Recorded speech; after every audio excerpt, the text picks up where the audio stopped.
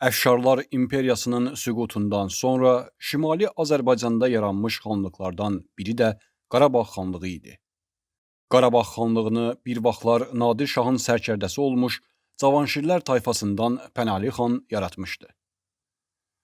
Xanlığın əhalisini əsasən Cavanşirlər, 32-lər, 24-lər, Kəbirli və Baharlı kimi türk tayfaları təşkil edirdi.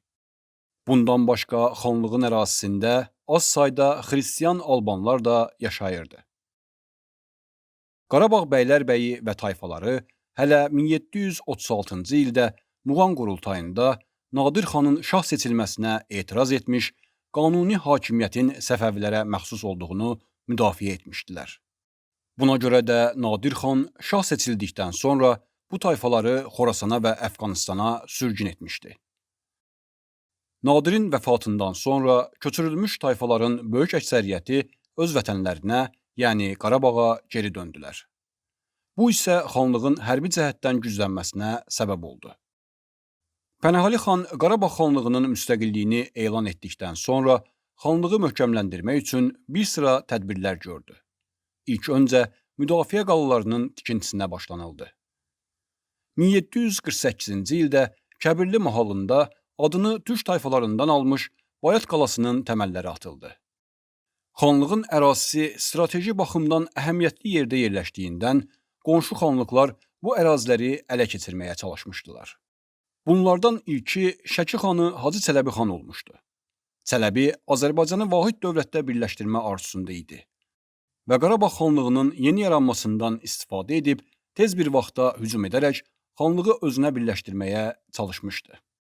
Bu məqsədlə 1748-ci ildə müttəfiqi Şamaxı xanı Hacı Məhəmməd xanla birlikdə Qarabağa yürüş etdilər. Qarabağın xristian əhalisi bu yürüşdə Çələbi xana kömək edəcəklərini bildirmişdilər. Hacı Çələbi Bayat qalasını mühasirəyə alsa da ələ keçirə bilmədi və geri qayıtmağa məcbur oldu.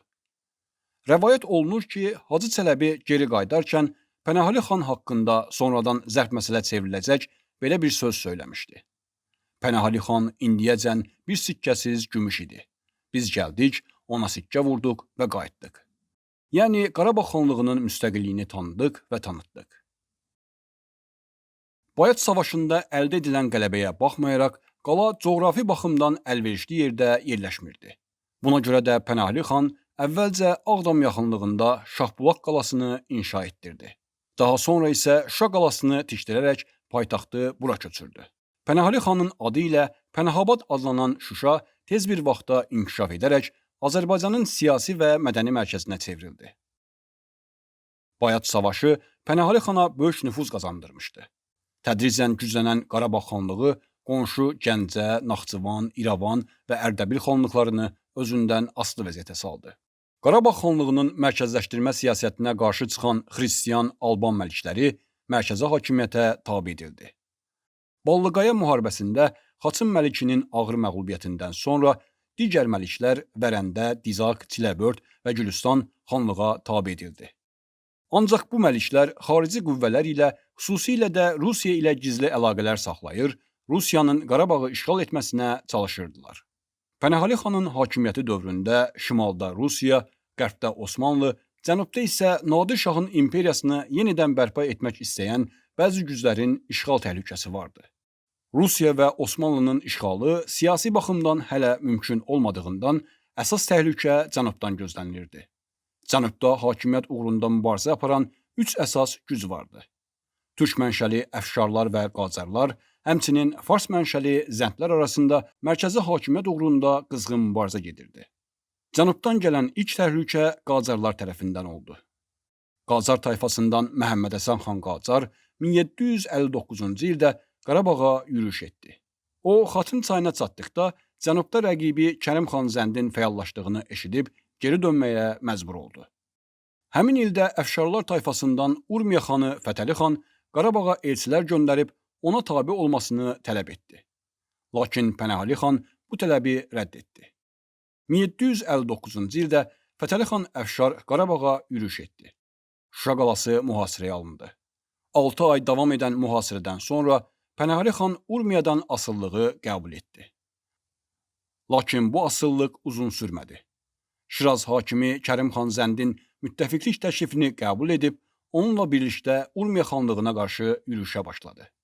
Müttəfiqlər 1763-cü ildə Urmiya şəhərinə yürüş etdilər.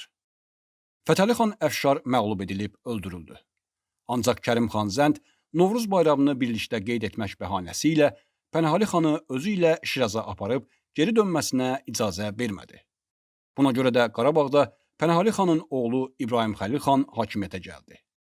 1763-1806-cı illərdə İbrahim Xəlil xanın 43 illik hakimiyyəti dövründə Qarabağ xanlığı daha da gücləndi. Qonşu Naxçıvan, Gəncə, hətta Təbriz xanlığı Qarabağdan asılılığı qəbul etdi. 1768-1774-cü illərdə Osmanlı-Rusiya müharibəsində Osmanlının məğlub olması Rusların Qafqazda fəallaşmasına səbəb oldu. Bu səbəblə yerli xristian albanlar kiçik üsyanlar etsələr də İbrahim Xəlil xan tərəfindən məğlub edildilər. İbrahim Xəlil xanın dövründə Şimali Azərbaycanda Qarabağdan sonra ikinci güclü xanlıq Quba xanlığı idi. Və hər iki xanlıq da mərkəzləşmiş dövlət yaratmaq uğrunda mübarizə aparırdı. Bu səbəblə Quba xanı Fətəli xan 1780-1781-ci illərdə Qarabağa yürüş etsə də, onun bu yürüşü uğursuz oldu.